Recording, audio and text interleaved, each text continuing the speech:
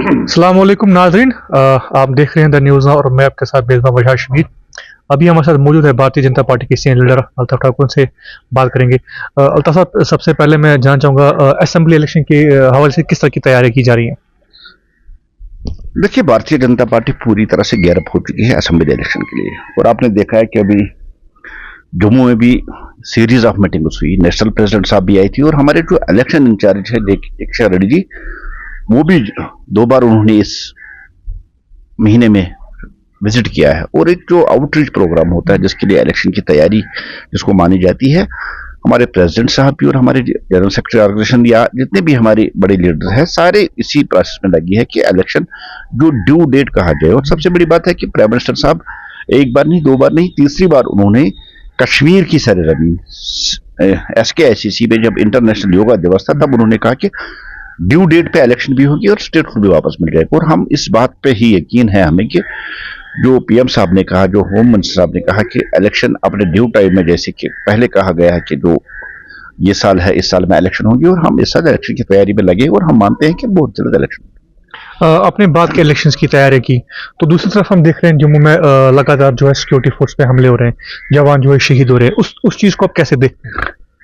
देखिए, ये तो बिल्कुल एक सच्चाई है कि पाकिस्तान की बौखलाहट आई है जब से पार्लियामेंट इलेक्शन में यहाँ वोट परसेंटेज बढ़ गई है। जिस तरह से वोट टर्न आउट हुआ है 34-35 साल के बाद, उससे पाकिस्तान की बौखलाहट आ गई है। और दूसरी बड़ी बात है कि जो जम्मू कश्मीर में अमन शांति और जिस तरह से यहाँ डेवलपमेंट हो रही है, उससे पाकिस्तान के होश उड़ गए। और इस इलेक्शन को, पार्लियामेंट इलेक्शन का जिस तरह से वोट टर्नआउट हुआ, उसको देखते हुए अब वो चाहते हैं कि जो असेंबली इलेक्शन है, असेंबली इलेक्शन में किसी न किसी तरीके से रखना डाले, रुकावट डाले। लेकिन ये आतंकवादी हमले इलेक्शन कमीशन ऑफ इंडिया के इरादों को कमजोर नहीं कर सकते और न भारतीय जनता पार्टी के इरादों को कमजोर कर सकते। ठीक है, हम मानते हैं कि कुछ दहशतगर्द अंदर घुस गए हैं जिन्होंने यहाँ हमले भी शुरू कर दिए और जिन्होंने यहाँ कुछ टारगेट भी किए हैं जिसमें हमारे जवान शहीद हुए, उनकी शहादत को सलाम करते हुए। लेकिन हमारी फौज जो है या हमारी पुलिस है, उन पे हमें यकीन है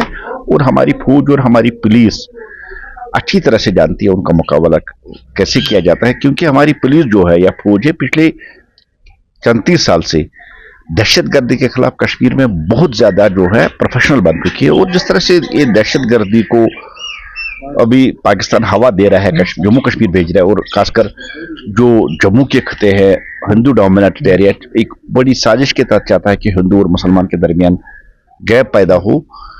लेकिन इस हालात में जो जम्मू कश्मीर का नागरिक है वो अमन पसंद है, वो अमन चाहता है, शांति चाहता है, डेवलपमेंट चाहता है। वो आतंकवादी को अब चाहे जम्मू रीजन हो चाहे कश्मीर रीजन हो, अब आतंकवादियों की बेस दोबारा बनने नहीं जाएगी। अब जो कुछ रहे हैं उनको भी हमारी सिक्योरिटी पुलिस खत्म कर देगी जिस तरह से इससे पहले कर किया। लेकिन थोड़ा सा जो किलिंग्स हुई है उससे कंसर्न है, लेकिन ऐसा नहीं है कि अब जम्मू आतंकवाद की बेस बन जाएगी और वहां सपोर्ट मिल जाएंगे। हो सकते हैं कुछ अंदर घुसे हैं, उनको खत्म करके माहौल को साफ पाक किया जाएगा। कल उमर अब्दुल्ला की तरफ से जो बयान है, उन्होंने कहा कि जो पहले जम्मू जो है आज से 10-15 साल पहले पीसफुल माना कर रहा था, लेकिन पिछले कई साल से हम लगातार वहाँ हमले देख रहे हैं। जितने भी जम्मू डिवीजन के डिस्ट्रिक्ट हैं वहाँ जो है मिलिटेंसी बढ़ रही है और जो सरकार है वो नाकाम दिखाई दे रही है। आप उस पर क्या कहेंगे? देखिए, उमर साहब अपने वक्त में उठाकर देखिए ना, 365 दिन के 300 दिन पहले बंद रहता था, लाल चौक बंद रहता था, कश्मीर बंद रहता था, स्टोन पेल्टिंग होती थी, पाकिस्तान के झंडे लगाए जाते थे, पता नहीं कहां कहां के झंडे लगाए जाते थे, कितनी किलिंग्स यहाँ कश्मीर में होती। कम से कम उमर साहब तो इस बात को माने ना कि कश्मीर शांत है, कश्मीर में मिलिटेंसी खत्म हुई है। अब पाकिस्तान की स्ट्रेटजी है कि उन इलाकों में जिन इलाकों से फौज निकाल दी गई, जिनको पीसफुल एरिया करार दिया, एक स्ट्रेटजी के तहत उन्होंने वहां दहशतगर्दों को भेजा है। लेकिन हमारी पुलिस, हमारी फौज ऐसा कुछ भी नहीं होने देगा कि वहां जम्मू को फिर आतंक का जोन बनने दिया जाएगा। ठीक है, एक स्ट्रेटजी के तहत पाकिस्तान ने कुछ ये स्टेप उठाए थे, लेकिन उसमें हमारी जो फौज है, हमारी जो पुलिस है, उनको भी प्रोएक्टिव होना पड़ेगा।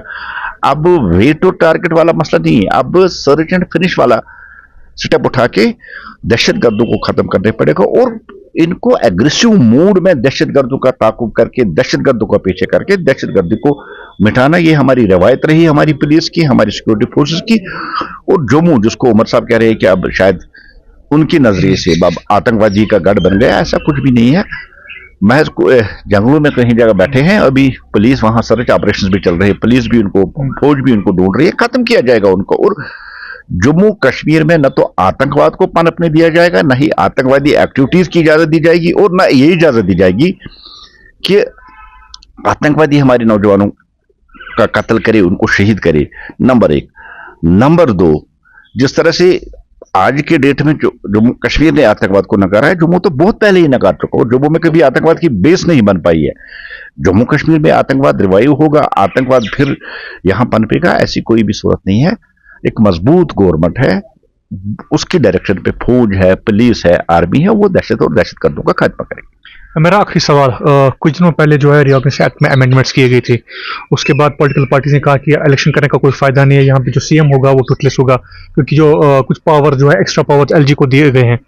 उसके बाद जो है अपनी पार्टी की तरफ से एक प्रेस कॉन्फ्रेंस में की गई, तो उसने कहा था हम चाहते हैं कि सारे पॉलिटिकल पार्टी जो है मिलजुल कर इसका जो है विरोध करे। तो आप उसको कैसे देखते हैं? नहीं, ऐसा तो पहली बार नहीं हुआ कानून में। आप दिल्ली में देखिए, दिल्ली यूटी है, वहां भी इसी पैटर्न का है, और ये पहली बार नहीं हुआ। अब जम्मू कश्मीर का जोड़ है, जो जम्मू कश्मीर के अफेयर्स को देखता है, जम्मू कश्मीर के अफेयर्स को आजकल चलाता है, उसको तो थोड़ी सी पावर होनी चाहिए कि वो कुछ डिसीजन लेके जम्मू कश्मीर में अमन शांति इसको